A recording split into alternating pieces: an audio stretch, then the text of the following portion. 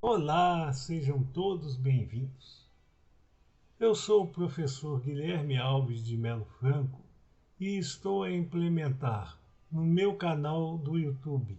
Guilherme Alves de Melo Franco Estudar Direito,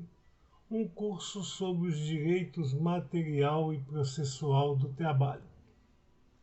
Hoje estamos a atingir a nossa 20ª aula deste curso e, neste momento, ensejaremos nossos estudos a respeito do artigo 38 da Consolidação das Leis do Trabalho, que continua a desenvolver seu legado a respeito do processo administrativo implementado pelo empregado em desfavor de seu empregador, quando o mesmo não anota o seu contrato individual de trabalho em sua carteira de trabalho e previdência social, ou ainda a retém dolosamente fora dos prazos previstos em lei e sem uma explicação plausível para que isto possa ter lugar legítimo. Ocorre que, como vimos na aula de número 19, este procedimento administrativo ele fere mortalmente a Constituição da República Federativa do Brasil, que em seu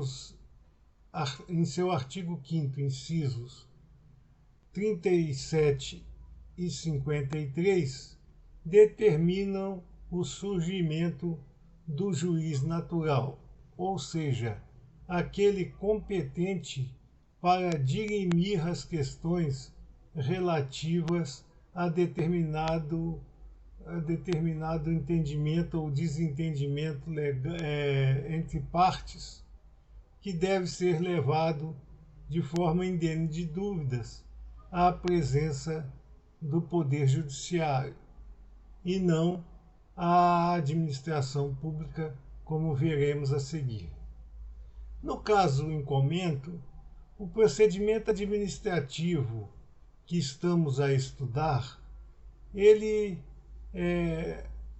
dá prioridade ao julgamento por uma autoridade administrativa do Ministério do Trabalho e Previdência, ao invés de encaminhar a questão imediatamente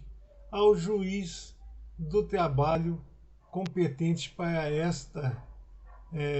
solução de conflito. Portanto, assim agindo, a norma seletista está a agredir a Constituição Federal e, portanto, este procedimento para nós é eivado de inconstitucionalidade e até mesmo, como vimos na aula de número 19, ele se porta de forma inócua, já que, ao final, as questões aqui entabuladas serão obrigatoriamente conduzidas à Justiça Especializada do Trabalho, que terá que desenvolver seus entendimentos a respeito dos temas. A Constituição Federal também determina que não haverá no Brasil os tribunais de exceção, aqueles voltados a esse tipo de atividade que não pelo Poder Judiciário competente. Neste caso, há evidente usurpação desta característica pelos artigos seletistas que estamos a desenvolver nosso entendimento, principalmente no que pertine a esta conclusão administrativa, como se fosse um juiz a resolver questões que não lhe são adstritas pela lei. Partindo deste princípio, passaremos então a analisar o artigo 38, que continua a desenvolver toda a temática a respeito deste procedimento administrativo, que nos cabe discutir, mesmo sendo nosso entendimento de que esse procedimento não deveria existir por evada constitucionalidade, mas até hoje nenhum tribunal ou mesmo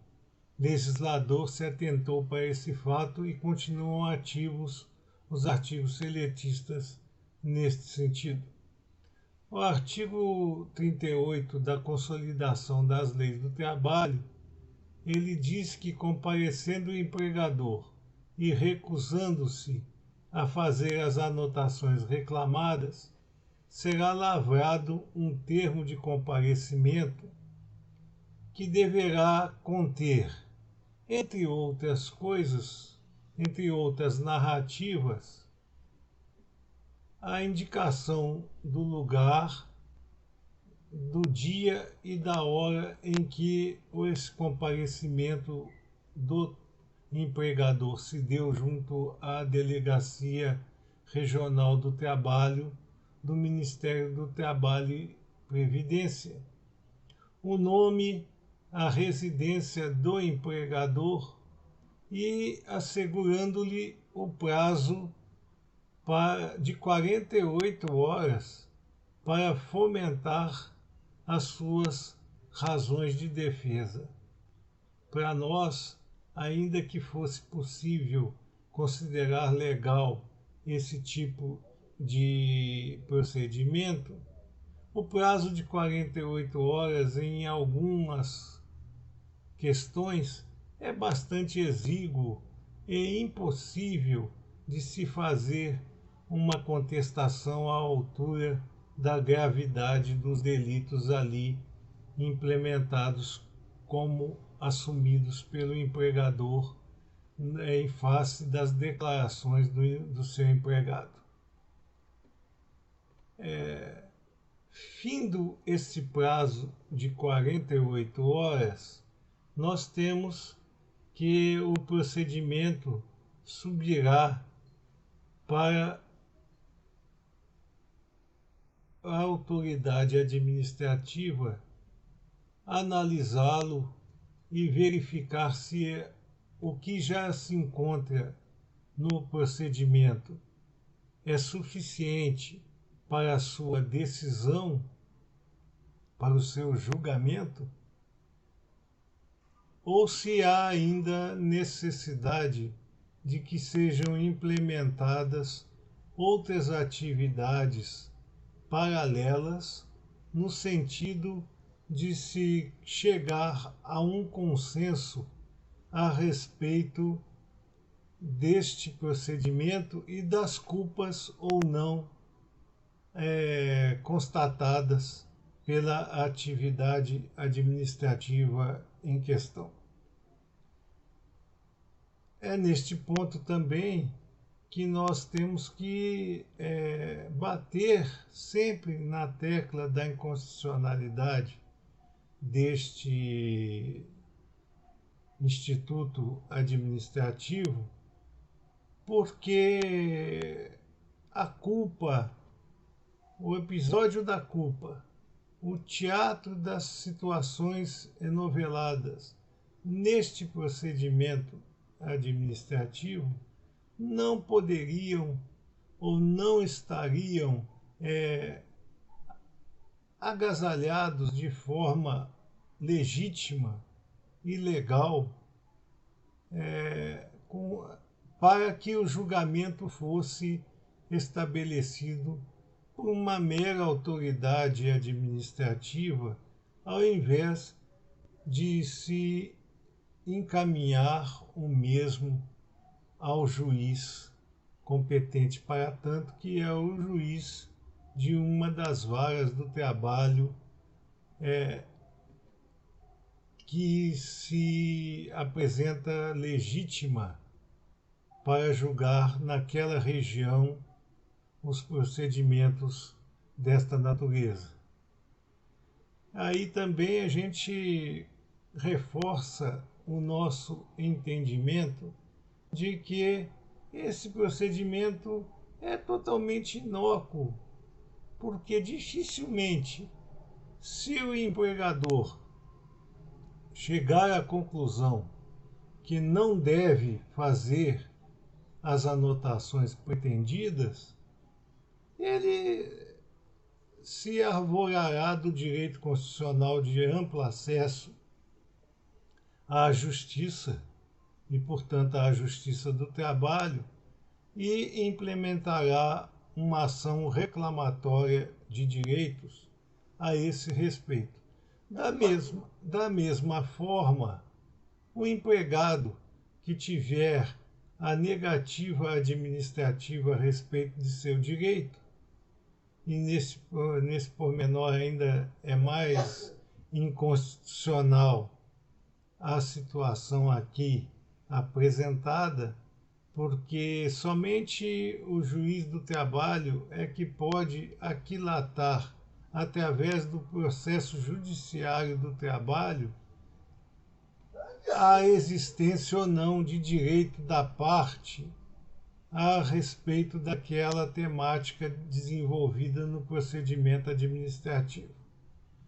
E, portanto, o empregado também, quando tiver uma decisão contrária a seus interesses, se arvorará do direito constitucional de amplo acesso ao poder judiciário através dos ditames específicos a respeito da matéria e entrará com uma ação reclamatória de direitos na Justiça do Trabalho, tal qual poderia ser efetivado pelo seu empregador em caso de haver um julgamento contrário a seus próprios interesses.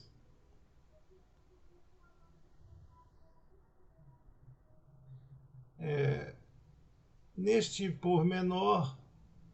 temos que entender que a consolidação das leis do trabalho, ela, quando foi editada, ela era feita a um sistema social completamente diferente daquele que nós temos hoje. E, portanto, talvez a época da implementação desse tipo de procedimento, a Justiça do Trabalho ainda não estivesse tão consolidada como hoje nós vemos acontecer, e estaria ainda de maneira incipiente sendo conduzida aos nossos cotidianos. E, portanto, naquela época era muito mais fácil que o empregado se dirigisse à autoridade administrativa do Ministério do Trabalho e Previdência do que ao Poder Judiciário do Trabalho. Ocorre que o processo de condensação das normas operárias, como já vimos em aulas anteriores, é muito afeito ao que acontece nas ruas. É um procedimento mais social e, portanto, reclama imediatas evoluções quanto aos tipos de sistemas de apuração das faltas e punição das mesmas. E, portanto, hoje, com a ampla presença do Poder Judiciário do Trabalho em quase a totalidade do território nacional, com algumas exceções, ainda existentes, onde juízos de direito são catalogados como sendo competentes para as ações de natureza trabalhista, o que hoje entendemos nós ser bastante raro, mas ainda existente nos mais longínquos rincões. Não há hoje por que manter-se esse tipo de atividade administrativa se a Justiça do Trabalho é bastante desenvolvida no território nacional, inclusive com um processo judiciário do trabalho eletrônico que permite que de qualquer lugar do Brasil se possa aforar um processo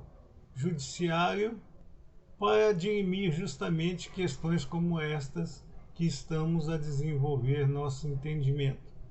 Portanto, hoje, mesmo entendendo que após a Constituição de 1988, esse tipo de atividade administrativa se quedou inconstitucional, mas mesmo assim, admitindo que a possibilidade realmente existe, não há hoje por que manter-se esse tipo de procedimento administrativo em face da liberdade ampla que tem a parte, seja ela através de procuradores legalmente habilitados, seja ela por si própria nos prédios dos fóruns trabalhistas, onde ela pode, através do setor de atermação, implementar esse tipo de reclamação diretamente ao Poder Judiciário do Trabalho. Então não há mais o porquê manter-se, e nos causa estranheza que a reforma trabalhista não tenha se deitado a respeito desse tema e retirado da consolidação das leis do trabalho este tipo de procedimento administrativo. Bom, era o que nos cumpria apresentar a vocês neste momento, nessa nossa 20ª aula, e aproveitamos a oportunidade para agradecer a todos a presença aqui nestes estudos e solicitar ainda uma vez mais que se inscrevam no nosso canal e deixem seus likes nas nossas aulas para que nós possamos continuar a desenvolver esse nosso trabalho em prol da difusão cada vez mais ampla do conhecimento a respeito dos direitos material e processual do trabalho e possamos atingir cada dia mais um número maior de alunos e interessados nesses estudos. Muito obrigado a todos.